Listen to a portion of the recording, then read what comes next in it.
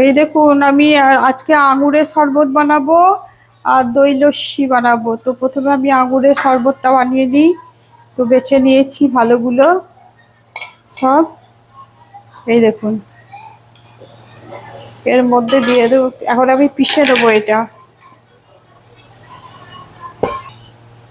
এবার আমি পিষে দিয়েছি, এখন এটা বের করে নেবো। ঠান্ডা জল দেবো।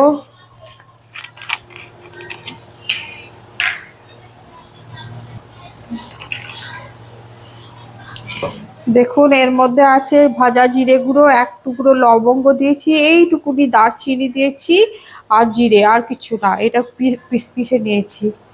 তো এটা দিয়ে দেবো অল্প করে। চিনি দেবো।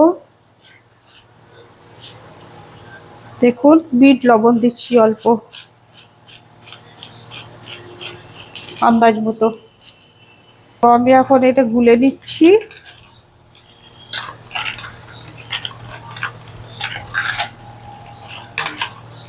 আমার দইয়ের লস্যি বানাবো। তো এক বাটি দই দিয়ে দিলাম।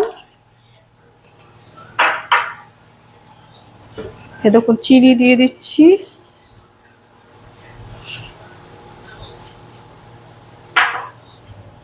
এখন আমি এটা পিষে দেবো। দেখুন এটা আবার ঘুরানো হয়ে গেল মিক্সিতে। এখন একটু ঠান্ডা জল মিশিয়ে দেবো।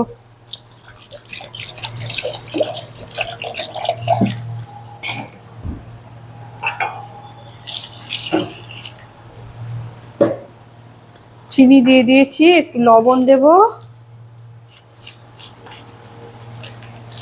আর এর মধ্যে এই যেটা মশলা করা আছে আমার, ভাজা জিরে, এক টুকরো লবঙ্গ, একটা লবঙ্গ আর এক টুকরো দারচিনি দিয়েছি। তো এটা আমি ভালো করে গুলে নেবো। আমার রেডি, আমার শরবত দুটোই রেডি। তো আমার ছেলে যেহেতু দই লস্যি খায় না, তার জন্য আমার ছেলের জন্য আঙুরের শরবত বানালাম। আর আমার অরিন্দমের বাবার জন্য, আমার হাজবেন্ডের জন্য দই লস্যি বানালাম।